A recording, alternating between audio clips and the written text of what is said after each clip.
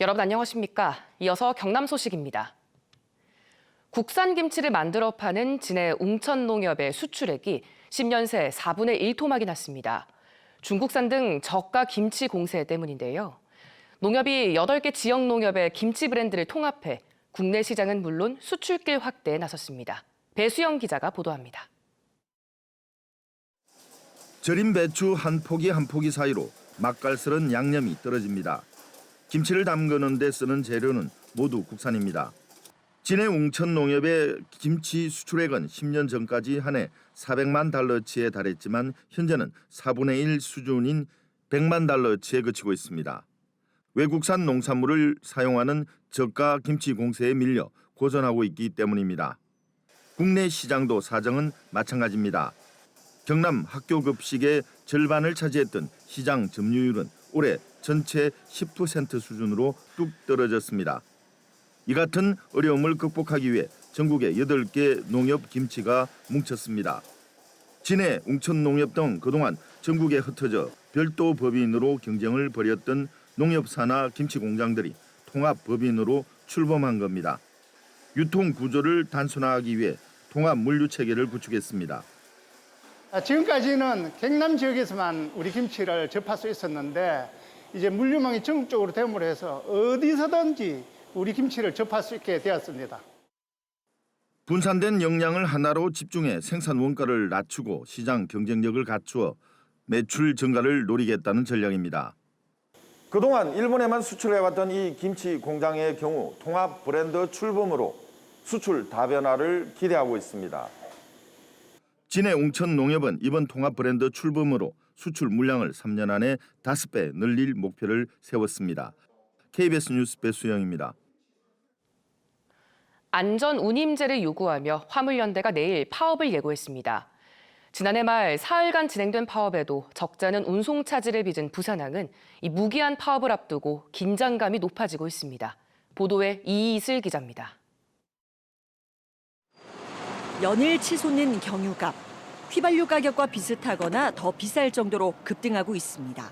화물차 기사들은 운행을 하면 할수록 손해인 적자 운송을 울며 겨자 먹기로 떠안는다고 말합니다. 우리가 한 달에 있다 200만 원 가까이 정도 있다 합니까? 전에보다 더 있다 수입을 있다 적게 있다 가져가고 있습니다. 그렇기 때문에 할부차들은 있다 합니까? 차라리 더 운행 안 하는 게 있다 합니까? 맞다고 생각합니다. 화물 노동자 단체인 화물연대가 파업에 나선 이유입니다.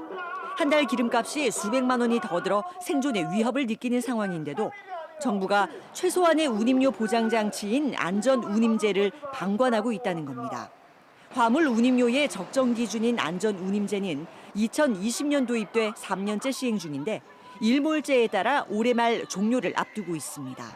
제도 자체가 없어진다고 하면 저희들은 완전히 이제 다시 과적하고 과로 운행을 해야 되고 또 과속 운행을 할 수밖에 없는, 그래서 이것은 우리의 생존권이기도 하지만 국민의 안전과 전혀 무관한 것이 아니라 바로 직결된다. 화물연대는 무기한 파업을 예고한 상황. 부산항의 물류 차질 우려도 커지고 있습니다. 실제 지난해 11월 사흘간 이어진 파업 기간 부산항의 화물 반출입량은 평소의 10% 수준으로 떨어졌고 그 여파로 터미널 장치율이 100%에 육박했습니다. 항만 당국은 장치장에 장기 화물을 먼저 빼내 공간을 확보하기로 했습니다. 또 물류 적체를 막기 위해 부두 내부 도로를 이용해 대체 수송을 할 수 있게 하고 외부 운행 차량도 확보할 예정입니다.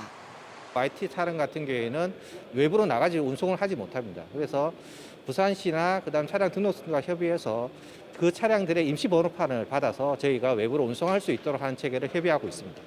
부산해양수산청과 부산항만공사 등 관계기관들은 비상대책반을 꾸려 대체 수송 방안을 논의하는 등 긴급 대응 체제에 들어갔습니다. KBS 뉴스 이이슬입니다. 오늘은 현충일이자 씨를 뿌리는 절기 망종입니다. 씨를 키울 단비가 전국 곳곳으로 내리고 있는데요.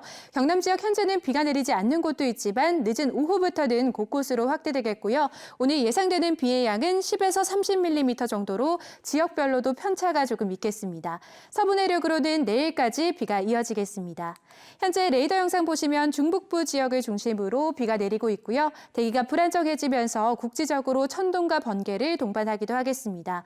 또 일부 지역으로는 우박이 떨어질 가능성도 있어서 유의하셔야겠습니다. 현재 해상에는 풍랑주의보가 발효됐습니다. 물결도 최고 4m로 매우 거세게 일겠고요. 오늘 오후부터 내일 사이 동해상에는 물결이 더 높아지면서 풍랑경보로 강화될 가능성이 있으니까요. 항해나 조업하는 선박은 해상 안전사고에 각별한 주의가 필요하겠습니다. 현재 기온 살펴보겠습니다. 19도 내외로 선선하게 출발하고 있고요. 낮 기온은 25도 안팎까지 오르면서 때이른 더위는 주춤하겠습니다. 서부 지역은 진주와 사천이 21도 보이고 있습니다. 낮에는 거창과 합천이 25도, 함양과 산청은 26도까지 오를 것으로 예상됩니다. 내일까지 비가 이어지면서 오늘보다도 기온은 더 내려가 평년보다도 낮아지겠고요. 이번 주에는 대체로 구름 많은 날들이 많겠습니다. 기상정보였습니다. 이번 지방선거 결과 창원시 의회는 여성과 초선시 의원 비율이 많이 늘어난 것으로 나타났습니다. 창원시 의원 45명 가운데 여성은 지역구 11명과 비례대표 3명을 포함해 전체 14명으로 민선 7기 여성시 의원 9명보다 많이 는 것으로 나타났습니다. 또 초선은 24명, 재선 15명, 3선 이상 6명으로 구성돼 초선시 의원이 절반 이상을 차지했습니다. 반면 정의당과 진보당, 무소속 후보 당선인은 1명도 없습니다. 진주시 복지재단이 사회복지시설 노동자들의 삶의 질을 높이기 위해 휴가비를 지원합니다. 지원 대상은 진주 지역 사회복지시설에서 일하는 노동자 50명으로 한 사람당 10만 원이 지급됩니다. 남해군이 오래된 마을에 방송 장비를 설치하거나 바꾸는데 6억 원을 지원합니다. 이번 사업을 통해 남해 20여 개 마을 1,700가구에 마을 방송을 들을 수 있는 시설을 설치하고 35개 마을은 오래된 오디오 장비를 바꿉니다. 남해군은 220여 개 마을회관 무선 방송 시설을 점검하는 등 관리 업무도 맡고 있습니다. 남해지방해양경찰청이 오는 11일부터 24일까지 2주 동안 선박 교통관제 관련 법령을 위반한 선박을 단속합니다. 대상은 관제구역 출입 미신고와 제한속력 초과, 음주 운항 등입니다. 교통관제를 어긴 선장 등은 1년 이하의 징역 또는 1,000만 원 이하의 벌금 등의 처벌을 받습니다.